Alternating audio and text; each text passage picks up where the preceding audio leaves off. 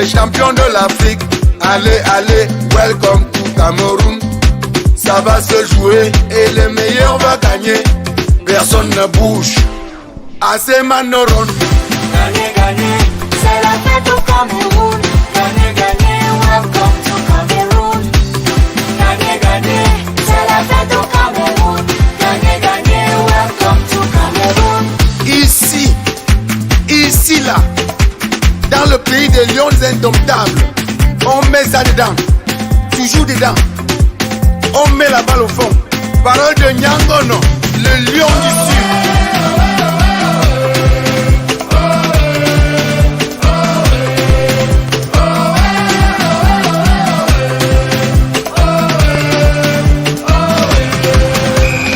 Le lion ne s'amuse pas.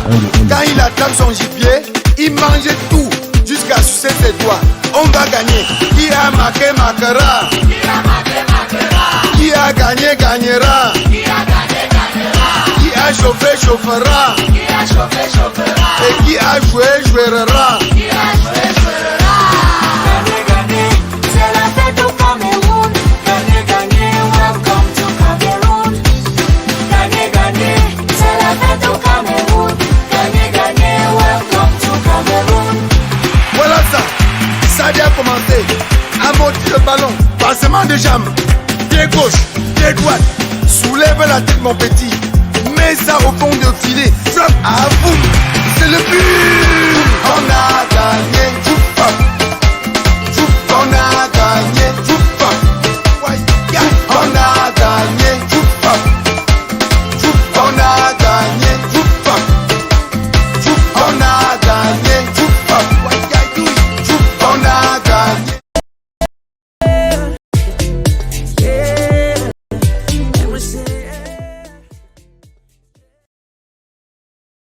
Retour sur le plateau de CFoot Cameroun pour le débrief de cette première mi-temps de la rencontre entre le Cameroun et le Cap-Vert au stade Olembe de Yaoundé. Le Cameroun mène au score 1-0. Nous sommes toujours en compagnie de notre consultant Yvan Kamoua qui est avec nous. Alors Yvan, le Cameroun est devant et Vincent Aboaka continue de vouloir inscrire son nom dans le livre des records. Oui, il semble littéralement être le facteur X côté camerounais. Troisième match consécutif où il marque et le match n'est pas terminé. C'est une bonne chose pour lui. On sait que l'attaquant marche généralement à la confiance, à l'affection, et il n'y a pas meilleur moyen pour un attaquant d'emmagasiner la confiance que d'inscrire des buts. Il est véritablement déjà rentré dans sa compétition. Il démontre sur le terrain qu'il est vraiment le capitaine de cette équipe. Honnêtement, je suis très content pour lui parce qu'il fait justement partie des joueurs qui avaient essuyé quelques critiques en sélection nationale ces derniers temps, et répondre comme ça là, de fort belle manière sur le terrain. Pour moi, il n'y avait pas meilleure façon que de faire taire ces critiques. Alors, c'est vrai que le Cameroun est devant avec un but d'avance, mais lorsqu'on regarde par rapport aux deux autres rencontres du Cameroun, c'est quand même le premier match depuis le début du tournoi où le Cameroun, après 45 minutes, n'a pas encaissé de but. Oui, c'est l'autre point positif. On a réussi à terminer une mi-temps sans encaisser de but. On savait que pour réaliser un bon résultat face à cette équipe du Cap-Vert, il fallait mieux réussir nos entames de jeu, nos entames de match, pardon, parce que le Cap-Vert, c'est une équipe très joueuse avec une qualité technique relativement bonne et qui est capable de vous faire du mal sur des transitions ou sur des phases de possession, parce que c'est une équipe qui n'a pas peur de garder le ballon.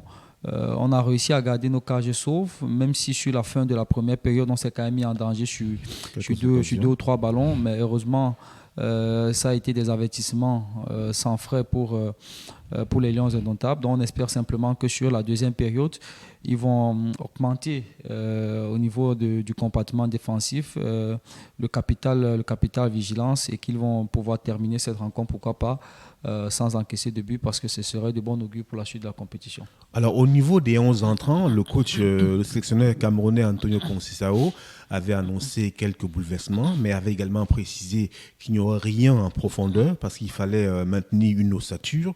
On a le sentiment qu'il ne veut pas aller au-delà de 3 joueurs, parce qu'on se rappelle qu'au deuxième match, 3 joueurs avaient été remplacés par rapport au 11 de départ du match d'ouverture contre le Burkina Faso. Et là, aujourd'hui encore, contre le Cap-Vert, il y a 3 joueurs également qui rentrent. Même s'il y a véritablement un seul joueur qui est présent par rapport aux 2 autres rencontres, qui est Harold Moukoudi.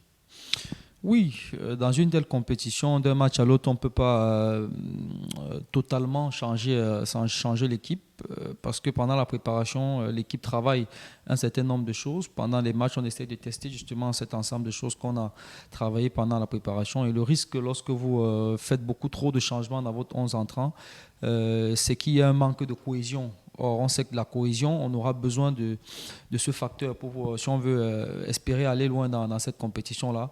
C'est justement pourquoi l'encadrement technique est très mesuré au niveau des changements qu'il opère d'un match à l'autre. 3 changements, c'est suffisant. C'est une moyenne d'un joueur par compartiment. Je pense que c'est largement suffisant parce qu'en même temps, il faut garder l'épine dorsale de l'équipe pour ne pas justement perturber la cohésion et la maîtrise collective de l'équipe. Il convient de préciser que de l'autre côté, il y a Kwekong au stade de Bafoussam. Le Burkina Faso mène l'Éthiopie également sur le score de 1-0 et que le classement à ce moment donne le Cameroun leader de la poule avec 7 points. Deuxième, Burkina Faso, 6 points. Et puis troisième, Cap-Vert, 4 points. Bon dernier, Éthiopie, 0 points. Alors, on revient un peu sur l'équipe du Cameroun. On constate que finalement, il y a 2 compartiments qui sont là. Le talon d'Achille du Cameroun, il y a le milieu de terrain, il y a la défense. Et c'était la raison pour laquelle, quand on regarde les 2 changements, des 2 niveaux où les changements sont faits observer lors des 2 premières rencontres, c'est la défense qui a été remanié, il y a un changement. Et là également aujourd'hui, il y a Moukoudi, mais l'attaque reste la même. Je pense qu'on a fait sur cette rencontre face au Cap-Vert 15 très bonnes minutes où l'équipe était très organisée, très disciplinée sur le plan tactique, où les rôles semblaient clairement définis, notamment au niveau du milieu de terrain où Umgwet était positionné en sentinelle pour les sorties de balles avec 2 pointes hautes dans ce milieu à 3 composé de Zambo Anguissa et de Koundé Malon, et parmi les 2 les rôles étaient également très bien assignés. On voyait très bien que lorsque le Cameroun n'avait pas le ballon, c'est Zambo Anguissa qui remontait un peu plus sur le terrain et avec Vincent Obaka constituait les premières rampes de pressing du Cameroun, et lorsque le Cameroun récupérait la balle, c'est Koundé Malon qui redescendait au niveau de la défense pour essayer de jouer justement la courroie de transmission. Mais après, le fait Zambo Anguissa aussi un peu plus bas. Oui, justement, je veux en venir parce que les 15 premières minutes, on a constaté que le bloc capverdien était relativement bas avec justement cette défense à 5.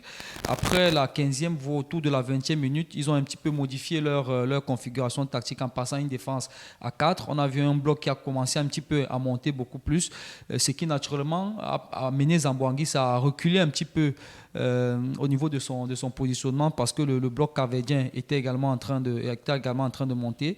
Et on a très bien vu que sur la fin de la rencontre, par exemple, malheureusement, on a revu le Zambo Anguissa des 2 premiers matchs avec des pertes de balles, beaucoup d'approximations dans le jeu.